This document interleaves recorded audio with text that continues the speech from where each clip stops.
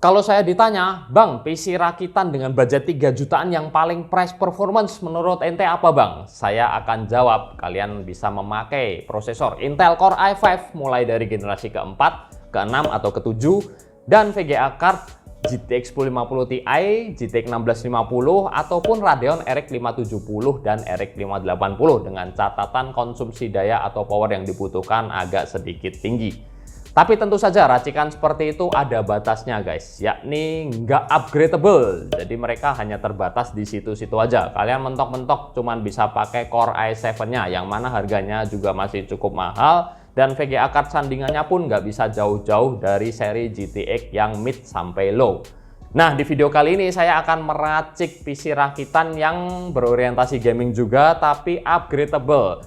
Nafasnya masih panjang, kalian masih bisa menambahkan VGA card dedicated nantinya karena memang PC rakitan ini nggak ada VGA card dedicatednya ya, melainkan cuma mengandalkan eGPU dari prosesor Ryzen 5 2400G yang saya dapetin harganya cuma 700 ribuan aja. Kelebihan dari prosesor ini adalah dia punya eGPU Radeon Vega 11 yang performanya bisa dibilang kurang sih. Tapi cukup mumpuni lah buat kalian kalau mau main game AAA yang agak jadul ataupun game-game casual kekinian. Nah, ini karena saya belinya tray alias tanpa CPU cooler atau fan.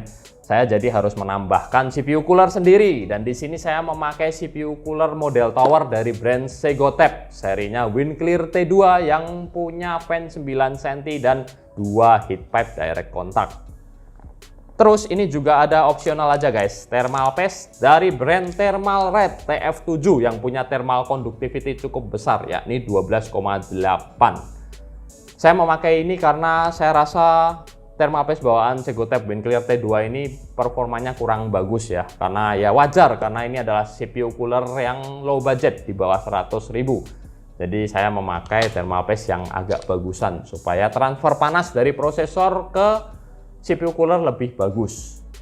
Nah, untuk motherboardnya di sini saya memakai tentu saja soketnya AMD AM4 dari brand Colorful B450 MK.M.2 V14 yang sudah pernah saya review. Kelebihan dari motherboard yang satu ini, dia sudah support sampai Ryzen seri 5000 sekalipun. Jadi nanti kalau kalian upgrade ke Ryzen 7 5700X misalnya, itu masih bisa mumpuni guys. Jadi nafasnya masih panjang ya.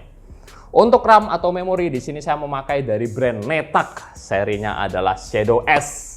Warnanya putih, DDR4 tentu saja. 16 GB kit atau 8 GB kali 2 dengan speed 3200 MHz yang menurut saya udah cukup lah. Nantinya kalau kalian merasa kurang, next kalau prosesornya udah cukup high end mungkin kalian bisa menambahkan atau mengganti jadi 32 GB kit. Untuk storage utama saya juga memakai dari brand Netak. Ini adalah SSD NVMe yang serinya NV2000 PCIe Gen 3 dengan kapasitas 256 GB.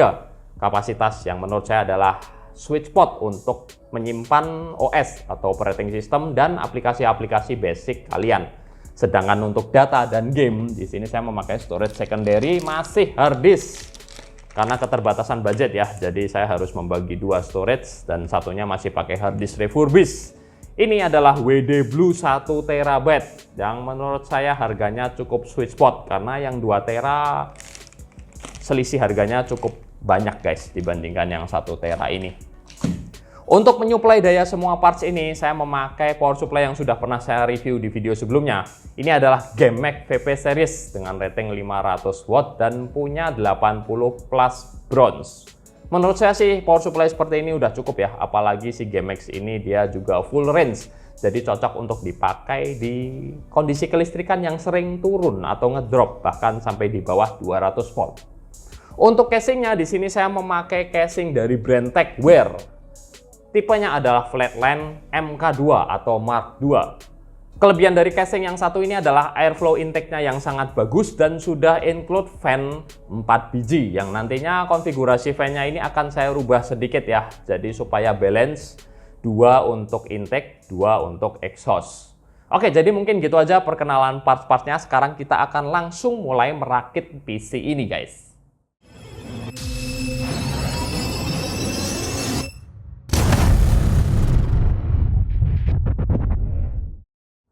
Nah, sambil merakit, ini saya juga akan melakukan sedikit atau semi tutorial ya, supaya buat kalian yang mau merakit sendiri atau merakit untuk pertama kalinya, terutama di soket yang sama, yakni AMD AM4, bisa ada sedikit pencerahan.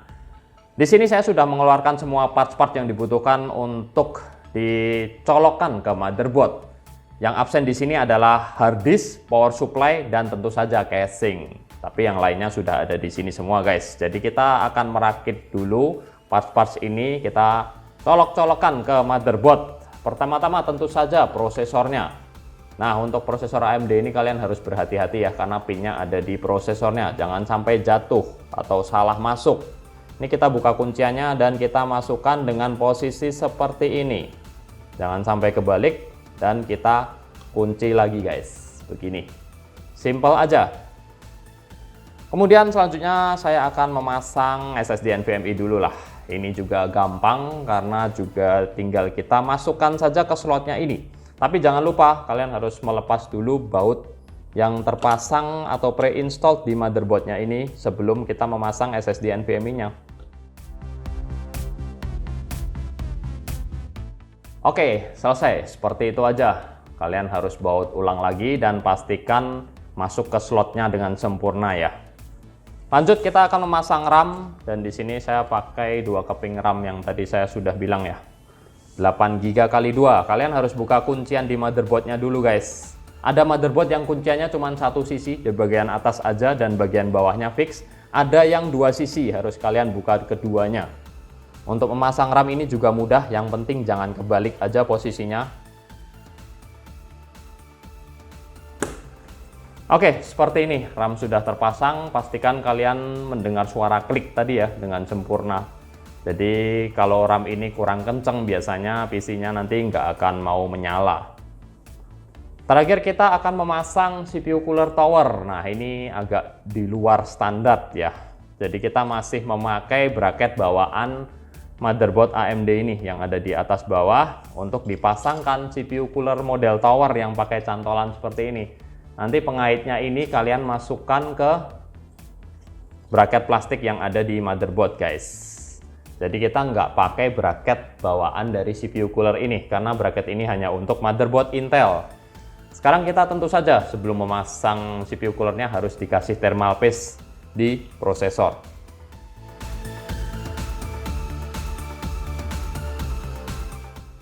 Astagfirullah, ternyata habis guys. Berarti saya harus ganti nih, nggak bisa pakai Thermalright TF7. Saya nggak tahu nih sejak kapan habis. Saya ganti dengan thermal paste seadanya, ID Cooling TG05. Yang penting ada thermal paste-nya lah, dan nggak pakai thermal paste bawaan CPU cooler.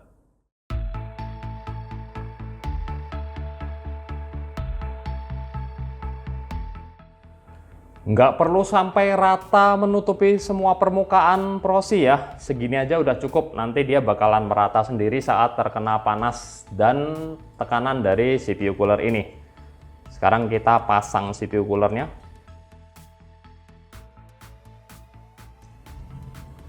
Kemudian kalian double check, pastikan sudah nyantol dengan sempurna di kedua sisi. Baru kita colokkan kabel CPU fan ke motherboard. Ini juga jangan sampai lupa guys. Oke, dan sudah selesai ya pemasangan semua parts yang berhubungan dengan motherboard yang bisa dipasang di luar casing.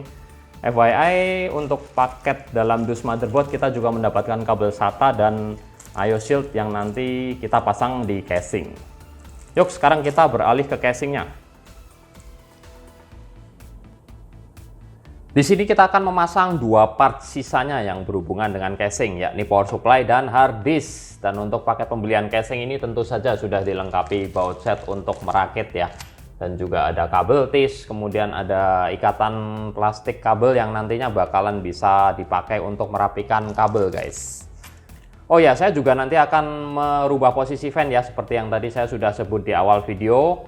1 dari 3 fan ini akan saya pindah ke belakang di bagian atas ini untuk jadi exhaust atau aliran udara keluar, supaya konfigurasinya 2 fan intake, 2 exhaust, supaya balance. Jadi langsung aja sekarang kita pasang power supply ya.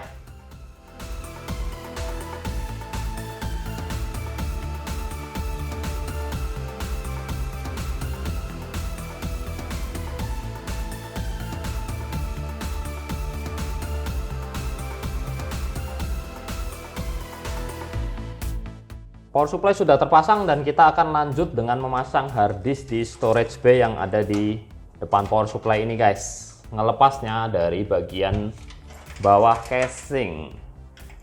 Ini ada 2 baut yang kita harus lepas. Nah, setelah itu kita akan mendapatkan storage bay seperti ini yang akan kita pasangkan hard disk di dalamnya.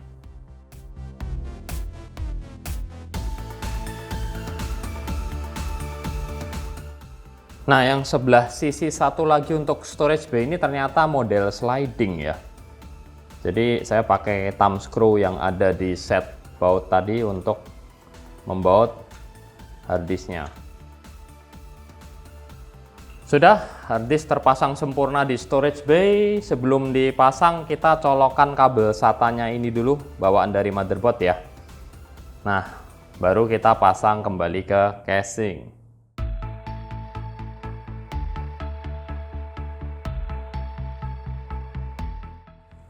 Setelah itu kita akan lanjut sedikit menata kabel ya, baik dari power supply maupun kabel yang dari casing front panel input output ini.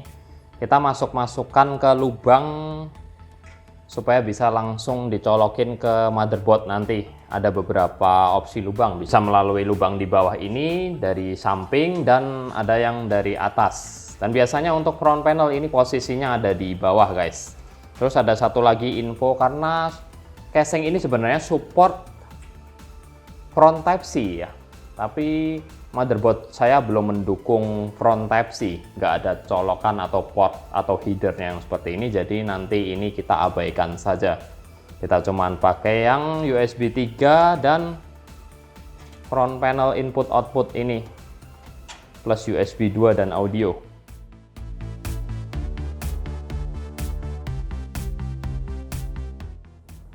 Nah, untuk power supply yang perlu dipindah atau diarahkan ke depan adalah 24 pin ATX, biasanya di tengah sini. Dan oh, bukan ini guys, ini PCIe power. Untuk VGA card kita nggak pakai ya, karena belum ada VGA-nya PC kali ini. Nah, ini CPU EPS 4+4, biasanya posisinya di atas belakang sini. Lalu jangan lupa guys, tadi kita harus merubah posisi fan casing. Ini saya buka dulu semua kabel-kabelnya dan kita rubah posisinya.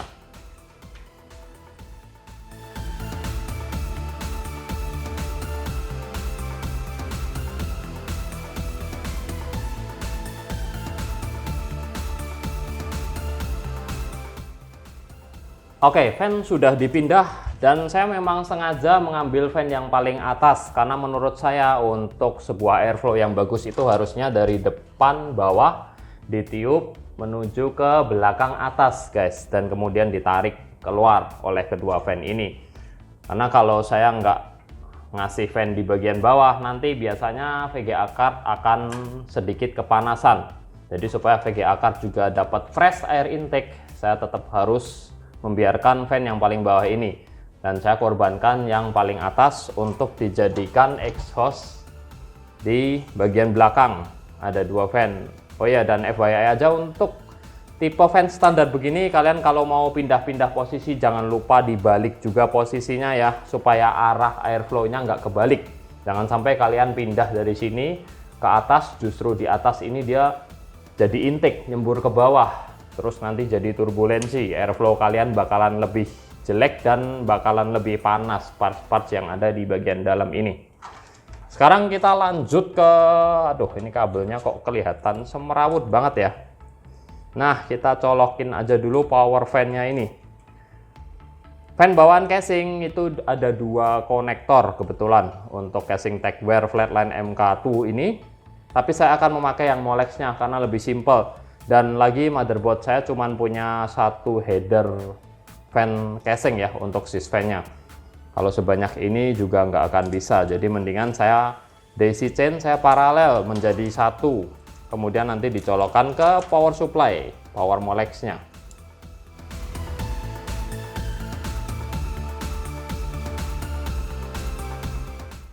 Oke, selesai. Jadinya panjang begini ya, di paralel atau daisy chain 4 fan menjadi satu ke power molek dari power supply. Sekarang kita, ini ada kabel SATA, jangan lupa dimasukkan juga ke lubang kabel manajemen. Sekarang kita memasang motherboard yang tadi kita sudah pasangin parts-parts kecil di dalamnya. Kita pasang IO shield bawaan motherboard dulu dan pastikan semua lubangnya sudah dengan posisi sempurna ya. Kadang ada seperti ini nih yang harus kalian buka untuk LAN supaya nggak nanti tertutup oleh cover besinya ini sendiri guys. Dan kita lanjut dengan fitting motherboard ke spacer atau mur-mur yang sudah terpasang di casing ini guys. Biasanya harus ada penyesuaian ya, harus ada yang dipindah atau ditambahkan tergantung dari lubang motherboard kita. Posisinya pokoknya harus sama lah, kalian samakan dulu posisinya dengan lubang yang ada di motherboard. Nah, ini saya harus memindah satu mur spacernya, spacer stand off lembaga ini, dan ini biasanya ada obeng khususnya, tapi berhubung saya lagi nggak bawa jadi saya pakainya tang guys untuk melepas dan memindah ke lubang yang ada di atasnya ini. Oke, sudah selesai. Jangan lupa menyiapkan baut untuk memasang motherboardnya dulu, dan saya rekomendasikan buat kalian kalau memasang motherboard jangan meniru cara saya seperti ini ya, sambil di posisi berdiri dengan casing berdiri. Akan lebih baik kalau kalian tidurin dulu casingnya, jadi di posisi casing tidur.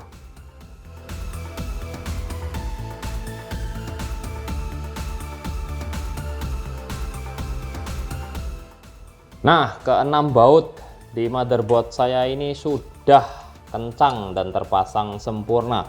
Sekarang tinggal kita colokin kabel-kabel dari power supply, dan yang paling gampang dan kelihatan ini ya 24 pin jelas ke sini yang ada di sebelah RAM, udah kelihatan nyata gede. Pastikan rapat ya, jangan longgar, nanti bisa terjadi masalah kalau kalian kurang kenceng memasukkan konektor ke soketnya. Kemudian ini 8 pin EPS, ini juga jangan kebalik. Biasanya posisi yang ada cantolannya ini guys, ini di atas. Nah, selanjutnya kita tinggal memasang ini dulu deh, yang gampang. Kabel SATA dari hard disk.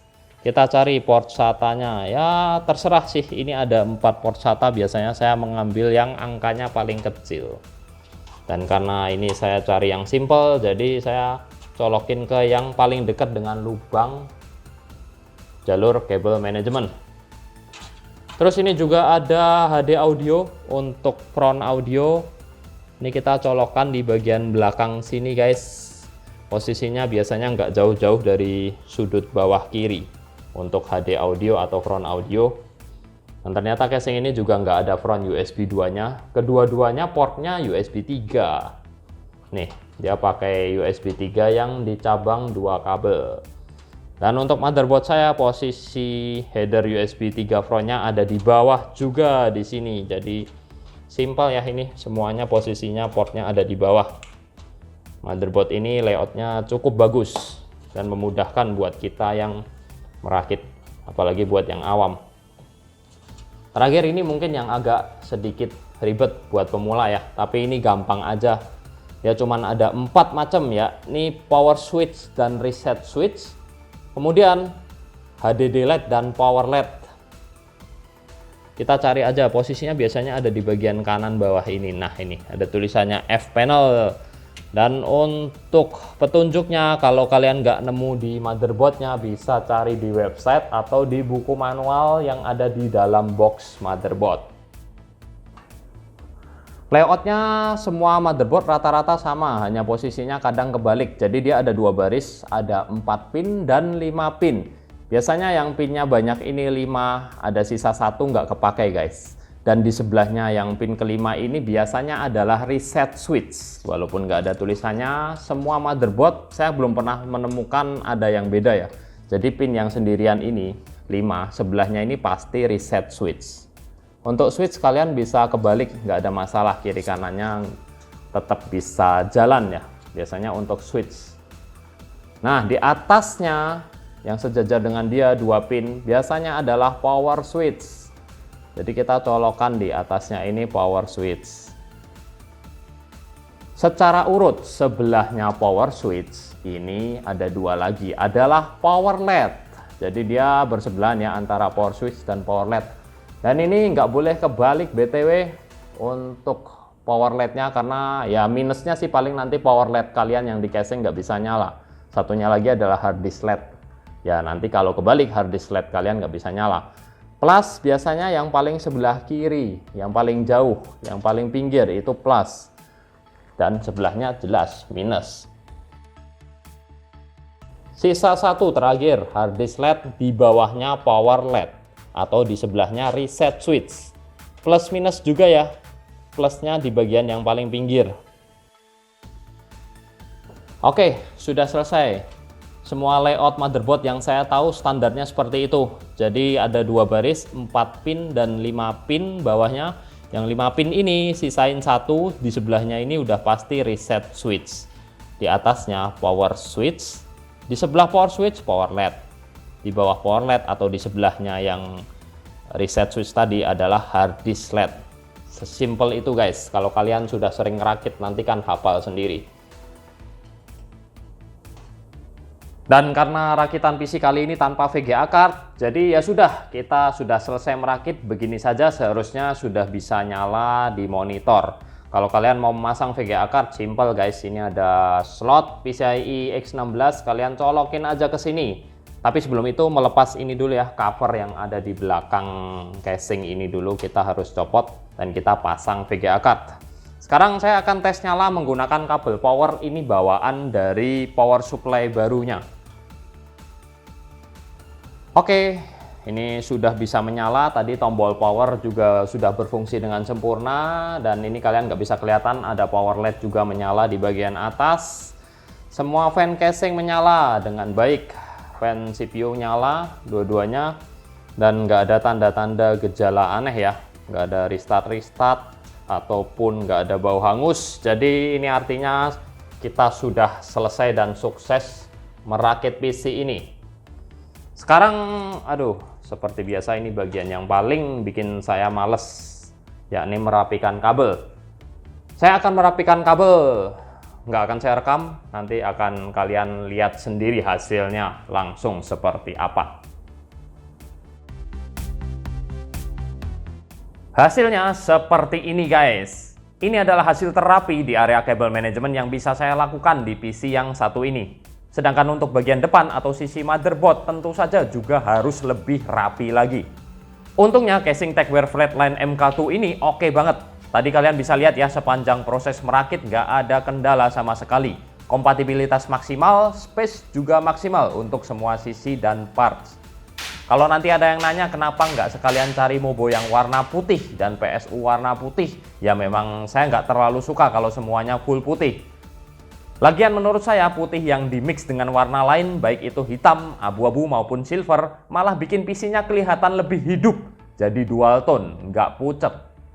Soal list harga dan partsnya saya tampilkan di video ya, kalian bisa baca sendiri dan semoga bisa menjadi referensi yang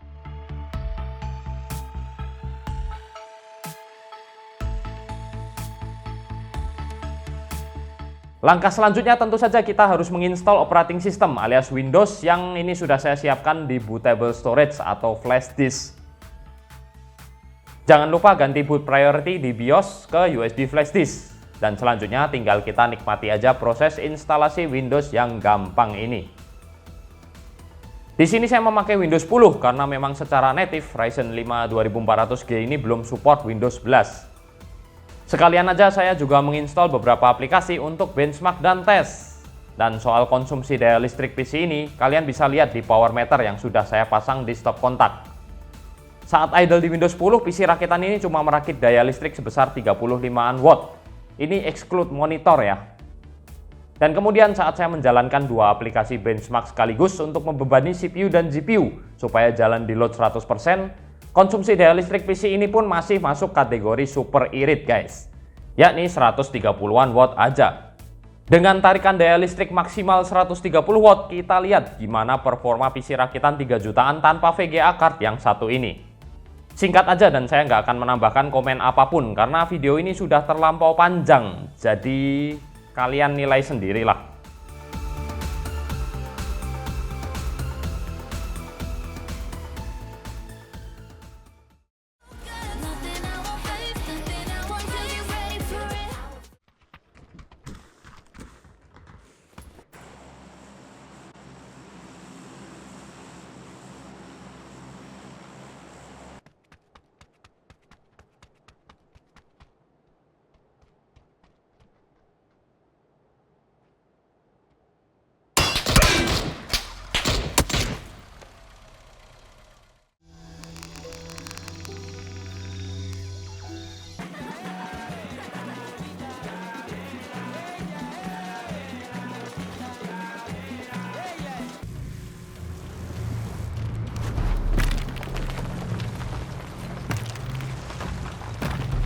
Right.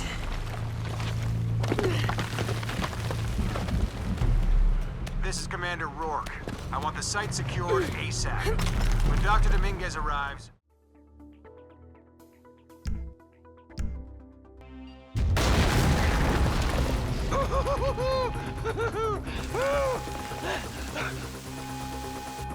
Alright, we gonna do this? Huh? Show me the money! You shouldn't have been a cop! Hey! I ain't laying down for them!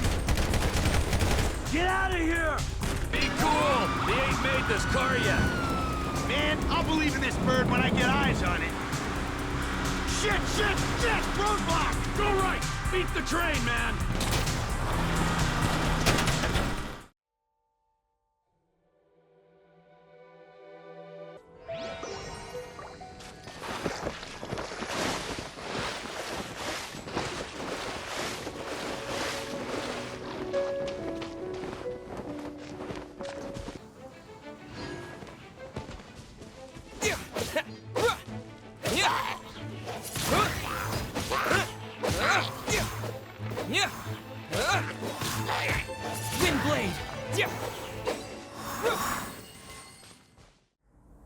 Nah, jadi gitu ya performa iGPU Radeon Vega 11 bawaan Ryzen 5 2400G. Kita bisa lihat sendiri, menurut saya sih memang sangat kurang dan terbatas untuk soal gaming. Tapi paling nggak PC seperti ini pun masih bisa kalian pakai untuk kegiatan produktif seperti misalnya editing video di Premiere atau mungkin desain 2 dimensi atau 3D di SketchUp. Menurut saya sih masih lumayan mumpuni ya. Dan soal performa atau mendang-mending, mungkin banyak dari kalian yang akan bertanya-tanya, Bang, kenapa nggak sekalian Ryzen 5 3400G? Jawaban saya sederhana, karena saya dapatnya ini murah, cuma 700.000 aja. Sedangkan saat saya membuat video ini, Ryzen 5 3400G itu kalau nggak salah ada di kisaran sejutaan ya. Dengan selisih harga yang cukup banyak, performanya nggak selisih terlalu banyak. Jadi saya rasa cukup memakai Ryzen 5 2400G. Toh ini juga bukan prosesor endgame untuk PC rakitan ini. Nantinya seperti yang sudah saya sebut di awal video ya, bisa di-upgrade sampai ke Ryzen seri 5000. Bahkan ditambahkan VGA card yang powerful, juga masih bisa oke. Oke, jadi mungkin gitu aja PC rakitan 3 jutaan saya yang kali ini. Saya Hendy pamit dulu dan makasih udah nonton.